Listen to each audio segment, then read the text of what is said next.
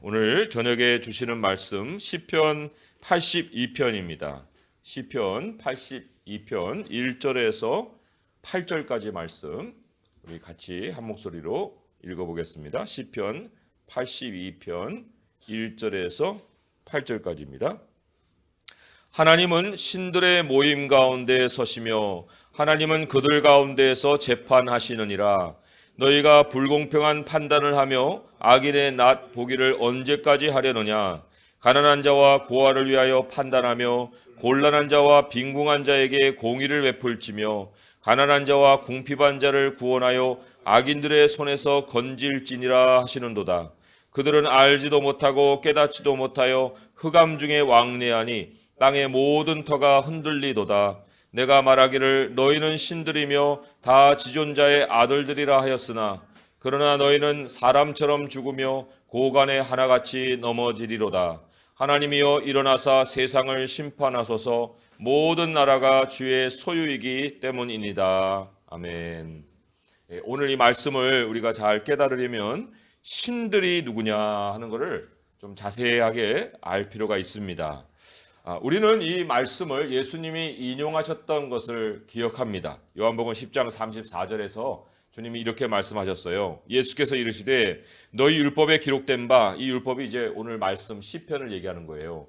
율법에 기록된 바 내가 너희를 신이라 하였노라 하지 아니하였느냐. 성경은 패하지 못하나니 하나님의 말씀을 받은 사람들을 신이라 하였거늘 하물며 아버지께서 거룩하게 하신 세상에 보내신 자가 나는 하나님의 아들이라 하는 것으로 너희가 어찌 신성 모독이라 하느냐. 여기 너희가 신이라 하였노라 했대. 이 너희도 바로 오늘 나오는 그 대상을 얘기하는 거예요. 신들. 도대체 이 신들이 누굴까? 예수님은 하나님의 말씀을 받은 사람들이라고 얘기를 1차적으로 하셨습니다. 신명기 말씀을 보니까 이런 말씀이 있어요. 신명기 33장 3절인데요. 여호와께서 백성을 사랑하시니 모든 성도가 그의 수중에 있으며 주의 발 아래서 앉아서 주의 말씀을 받는도다. 그러니까 시온산에 이스라엘 백성들이 율법을 받던 그 순간을 이렇게 묘사를 하고 있습니다. 그런데 오늘 시편을 보게 되면 3절에도 그러고 4절에도 그러고 가난한 자, 고아들, 곤란한 자, 빈궁한 자, 궁핍한 자 이런 사람들이 등장을 하는데 다 이스라엘 사람들이에요. 그런데 신들의 무리와 좀 분리돼서 다뤄지고 있습니다. 그럼 뭐 가난하면은 이스라엘 백성이 아닌가? 그렇지가 않잖아요. 그렇다면 예수님이 말씀하신 이 하나님의 말씀을 받은 사람들을 신들이라 하였거늘 해서 이들이 누군가?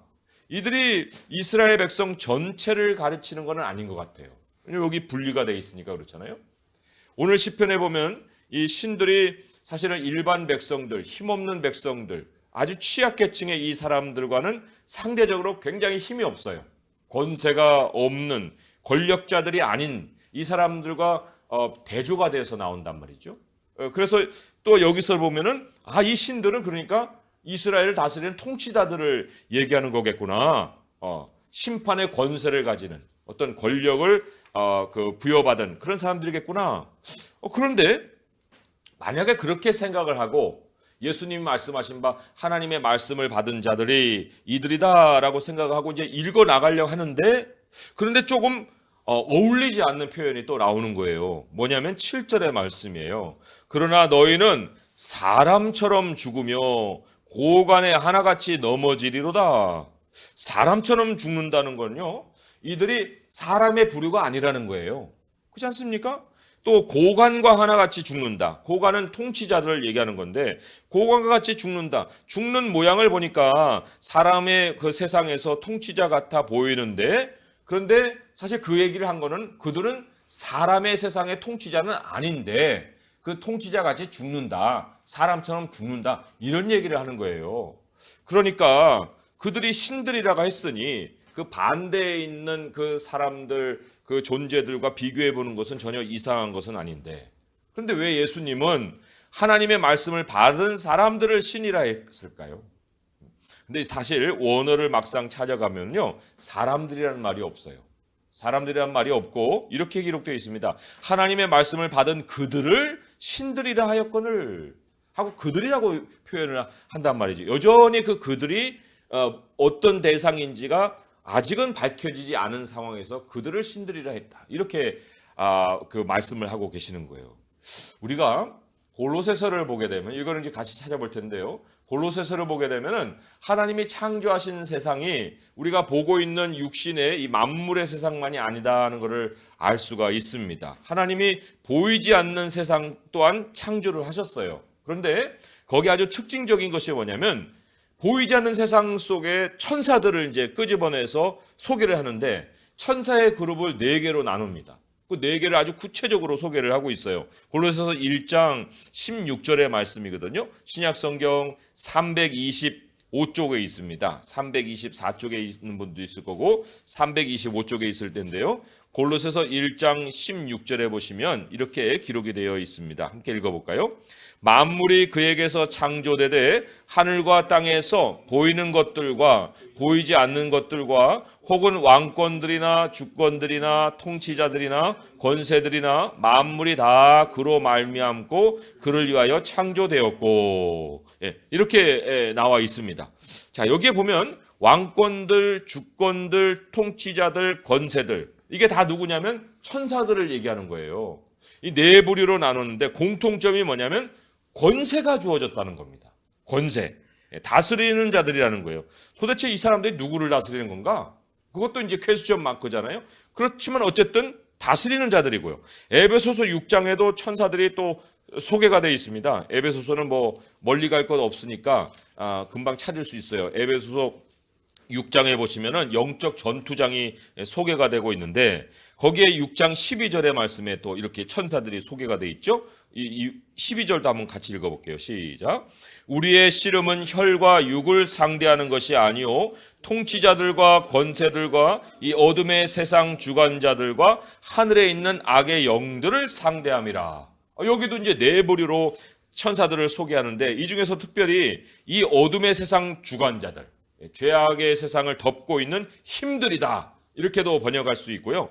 또 하늘에 있는 악의 영들, 하나님께 대적하는 그러한 천사들의 무리, 이렇게도 또 우리가 여기서 천사들을 볼 수가 있어요. 지금 우리가 전투를 대상을 누구를 하고 있는가? 혈과 육이 아니다. 보이지 않는 세상 속의 그 존재들과 우리가 지금 싸우고 있는 것이다. 성경이 이렇게 우리에게 현실을 가르치고 있습니다. 본래요, 히브리서에 보게 되면 천사들은 섬기는 영이라고 그랬어요. 하나님께 상속받은, 구원받은 상속자들을 섬기라고 보낸 자들이 바로 천사들이라고 했는데, 그러니까 그들의 통치권은 사람을 지배하는 통치권이 아니에요. 사람을 섬기라고 하는 그 힘을 주신 거거든요. 예를 들어서 우리가 소를 생각하면 소하고 힘으로 어떻게 대결합니까? 힘으로는 당해낼 재간이 없잖아요. 사람이 어떻게 당해요? 그런데 왜 그 힘이 소에게 주어졌을까? 그럼 소가 사람을 섬기라고 소에게 하나님 그 권세를 주신 거예요. 그 마찬가지예요. 천사들도. 그런데 죄가 세상에 들어오면 짐승도 야생 짐승들이 생기지 않습니까? 이 더 이상 사람에게 굴복하지 않아요. 사자나 호랑이 만나봐요. 그 금방 물어 뜯기죠. 힘으로 어떻게 감당하겠습니까? 그런데 천사들도 하나님이 권세도 통치도 또 이 왕권들도 다 주셔갖고 그걸 가지고 사람을 섬기라고 창조를 하셨는데 죄가 이 세상을 뒤덮다 보니까 천사들도 야생 짐승처럼 바뀌어 버리는 거예요. 그래가지고 사람들을 물어 죽이고 돌아다니는 것들이 생겼다는 거죠. 사탄을 뭐라고 우리에게 소개를 했습니까? 우는 사자같이 너희를 삼키려고 돌아다닌다. 그 대장이 바로 사탄이다. 이렇게 성경이 고발하고 있지 않습니까? 어떻게 이 천사들이 그러면 사람을 잡아먹을 거냐? 잡아먹는 방식이 여러 가지가 있어요. 이게 권세니까, 힘이니까 힘으로 이제 사람들을 잡아먹을 텐데 성경에서 대표적인 사례가 뭐냐면 귀신 들리는 거예요. 이 귀신이 바로 이 타락한 천사들이다. 이걸 사람들이 잘 모르는 경우가 많은데 이 귀신은 뭐 죽은 사람의 영혼이다. 천만의 말씀이에요.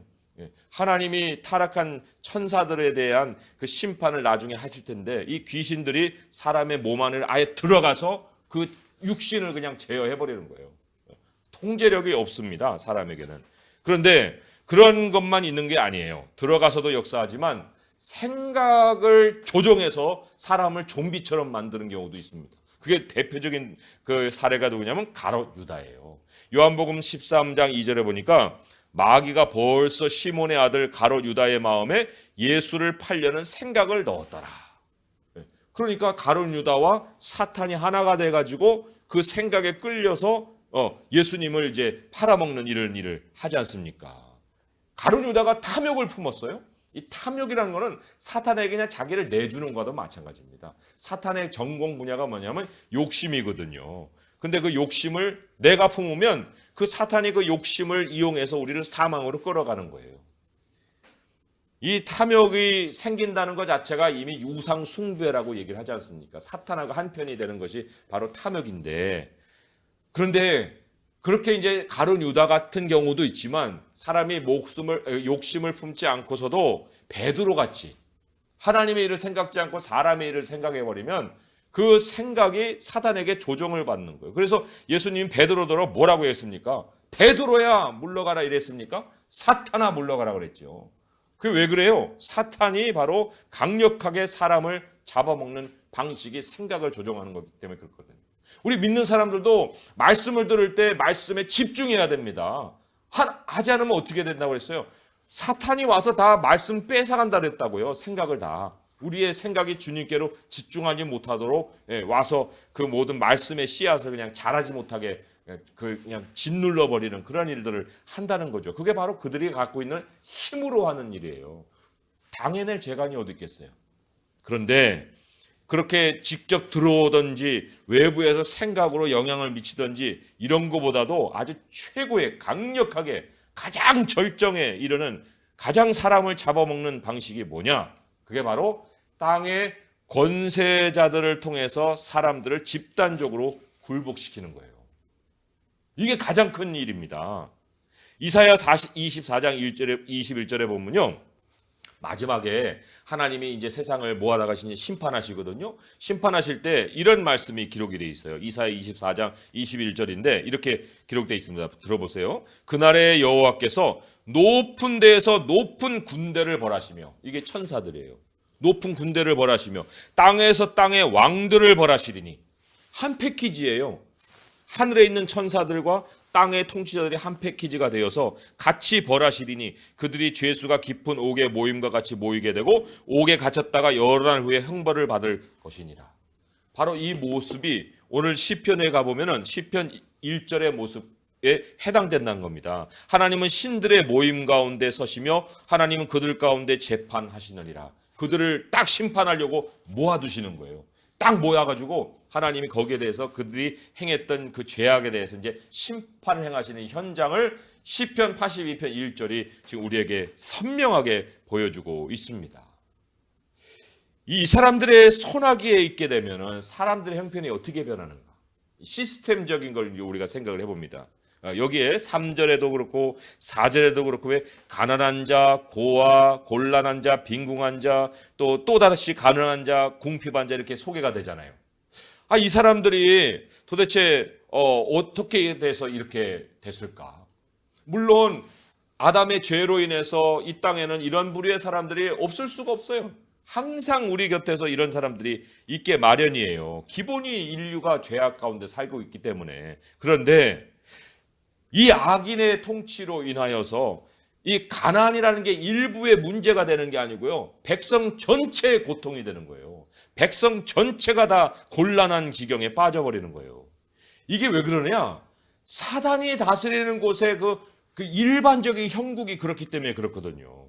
요한복음 10장 1절에 보게 되면 예수님이 오실 때는 선한 목자로 오시지만 예수님이 아닌 그런 다른 사람들은 다른 데로 문을 통해 들어가지 않고 다른 데로 넘어온다고 그랬거든요.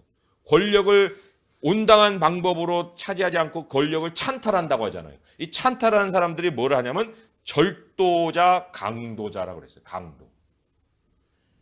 이들이 다스리는 곳에 어떤 일이 벌어지는가? 요한복음 10장 10절에는 도둑질하고 죽이고 멸망시키는 일이 있다.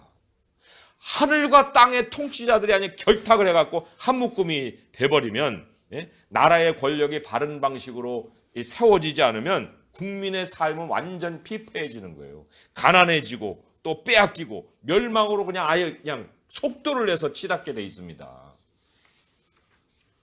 하나님과 이 대립각을 세운 이 천사들의 세력들, 이 세력들의 특징이 오늘 보니까 그럴 수밖에 없어요. 오늘 말씀의 5절에 보니까 세 가지의 특징이 더 분명하게 드러납니다. 뭐예요? 그들은 알지도 못하고 깨닫지도 못했다 그랬어요. 알지도 못하고 깨닫지도 못했다. 지각이 작동을 하진 않아요. 통치자면은 뭔가 지혜를 가지고 이렇게 생각도 해야 되는데 지각이 없어요. 소리를 듣질 않아요. 하나님의 소리도 안 들을 뿐만 아니라 주변의 지혜자들의 소리에도 귀가 막혀 있고 아집과 독선으로 그냥 자기 생각이 전부인 거예요. 그게 그 통치자들에 있으니 이게 꽉 막힌 사람들 아니겠습니까? 두 번째로는 뭡니까? 흑암 중에 왕래한다. 방향도 없고 목적도 없어요. 자기도 자기가 어디로 가는지도 몰라요. 흑암 중에 왕래한다. 이 지각도 없고 목적도 없는 사람들이 만들어내는 결과 뭐예요? 땅의 모든 터가 흔들리도다. 땅의 모든 터 뭐예요? 사회 구조가 다 산산조각이 나버리는 거고 사회 안전판이 다 무너져 내리는 이러한 결과를 낳는다. 그런데 과연 그러면 그들이 다스려가는 이 통치의 어떤 이 세월이 끝까지 갈 것이냐? 그들이 케이오스로 만든 세상이 끝까지 갈 것이냐? 그랬으면은 이미 이 노아 이후에 어느 만큼 지난 다음에 다 그냥 세상은 끝나버렸을 거예요. 그런데도 지금까지 우리 하나님이 우리 가운데서 이 세상을 이 통치되는 세상을 우리에게 물려주고 계시지 않습니까? 그 왜 그래요? 왜냐하면 그들이 벌린 판이 영원히 지속되지 않는다는 거예요. 7절의 선포를 한번 보세요. 오늘 말씀의 7절에 보니까 그러나 너희는 사람처럼 죽으며 고관에 하나같이 넘어지리로다. 예. 그러나 누가 이게 넘어뜨리는 거예요? 하나님이 넘어뜨리는 거예요. 급이 하나 낮은 죽음을 당하는 거예요. 천사들이 사람처럼 죽는다는 것은 사람은 짐승처럼 죽는 거나 마찬가지인 거예요. 이런 정말 비참한 죽음을 맞는다는 거죠. 사탄이 이 참 사람 통치자 배후에서 세력을 휘둘렀어요. 그런데 그런 세력들이 끝이 어떻게 되느냐? 우리 옛날에 그 루마니아의 차우체스크라는 왕이 있었습니다. 이 왕이 김일성 흉내를 서양에서 낸 사람이에요. 엄청난 독재를 행한 사람입니다. 24년간 아주 공포 정치를 해왔던 사람이에요. 그런데 이 루마니아에 하루아침에 혁명이 일어나가지고 며칠도 지나지 않아서 열흘 이내에 이 사람이 처형을 당합니다. 총살을 당해요. 160발이나 맞고 그냥 형체가 거의 찾아볼 수 없을 정도로 그냥 공동묘지에 땅속에 던져져 갖고 온 가족이 부부가 죽고 가족이 죽고 다 죽어버렸어요. 이게 바로 개죽음과 같은 이 짐승과 같은 죽음을 죽는 거예요. 그 전까지는 떵떵거리고 다스렸겠지만은 누가 이거를 심판했습니까? 하나님이 심판을 하신 거예요. 왜요? 8절에 보니까 이렇게 나오잖아요. 하나님이여 일어나사 세상을 심판하소서. 모든 나라가 주의 소유이기 때문이니다. 모든 나라가 주의 소유이기 때문이니다. 대한민국이 누구의 땅이에요? 누구의 나라입니까? 하나님의 소유고 하나님의 땅이에요. 진짜 이 나라의 통치자가 바로 하나님이시라는 거예요. 악인의 세력을 꺾기 위해서 반대의 저항 세력을 만들어 가지고 또 뭐 이렇게 뒤집어 엎으려고 한다? 예. 그렇게 할 이유도 없어요. 왜요? 그들이 무너지는 것은 반대 세력으로 무너지는 것이 아니라 하나님의 심판으로 통치권이 상실되는 거예요. 그 다음에 또 하나님이 원하시는 권세자를 하나님의 방식으로 옳게 세워가시는 거죠. 우리 예수님의 사람들의 일어나는 엄청난 변화가 뭔지 아십니까? 예수님의 사람들. 우리가 현실을 정말 제대로 알고 있다고 하면은 우리 예수님의 사람들은 하늘의 통치의 그 통치자들, 권세자들, 악의 영들, 그들이 유일하게 영향을 미치지 못하는 영역이라는 거예요. 하나님의 백성이. 왜요? 하나님이 여기서 우리를 다스려 가시기 때문에 그런 거예요. 하나님의 나라가 우리에게 임했기 때문에 그렇습니다. 그리스도 안으로 어느 세력이 침입해 들어옵니까? 예수 그리스도의 위대함이 이렇게 천하에 선포되고 우리에게 찾아온 현실이 됐는데 정작 그 세력을 그 현실을 깨닫지 못하고 살아가고 실감하지 못하는 사람들이 우리들이 아닌가 싶어요. 너무 정말 순진하게만 세상을 보고 있는 거 아닌가. 그냥 당하면 당하니 하고 이렇게 그러고 살고 있지 않은가 싶은 거예요. 우리가 말씀드렸듯이 세력을 규합해 갖고 또 다른 통치 세력을 만들 이유가 없다고 했지 않습니까? 우리가 할 일 뭐예요? 오늘 말씀과 같이 하나님이요 일어나소서. 하나님 일어나소서. 하나님 세상을 심판해 주소서. 하나님을 깨우는 일이 우리가 해야 될 일인 거예요. 우리의 대장되신 예수님을 깨우고 예수님을 일으키는 것입니다. 이 나라의 진정한 통치자로 우리 주님의 자리를 내드리는 거예요. 우리 주님을 인정해야 되는 것입니다. 그리고 우리만은 깨어 있어야죠. 모든 사람들이 자고 있을지라도 우리는 기도해야 되지 않겠어요? 우리는요 빼앗기지 않습니다. 아니 빼앗길 그 영역이 아니고요. 빼앗길 일도 없는 사람들이에요. 예수님이 온전히 지켜주신다는 거예요. 그래서도 우리도 오늘 이 자리에 기도 시간에 정말 그 현실, 이 하늘의 현실, 하나님이 우리에게 비밀스럽게 알려주신 그것을 깨달을 뿐만 아니라 우리 다른 사람들도 기도의 자리로 깨워서 나와야 됩니다. 우리 함께 기도합시다. 함께 그들을 깨워서 하나님께 부르짖게 해야 됩니다. 이 나라의 소유가 주님인 것을 우리가 함께 깨닫고 기도해야 됩니다.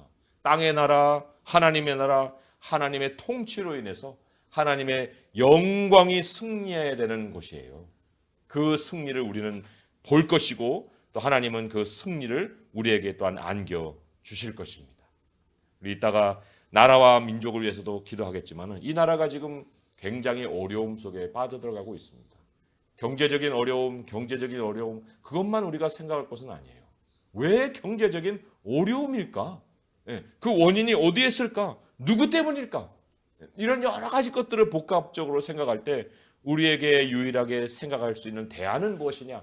그거는 다른 당을 세워서 맞서는 세력을 만드는 것이 아니라 우리가 하나님을 깨우고 하나님이 이 나라의 소유자이시고 이 나라의 통치자라는 것을 선포하는 거예요. 악인이 그 귀를 듣고 사탄이 우리의 기도의 그 소리를 듣고 자기들의 세력이 더 이상 뻗치지 못할 거라는 두려움을 갖게 하고 우리 하나님이 일어나서 우리를 지킬 수 있도록 우리가 기도로 부르짖어야 될 줄 믿습니다.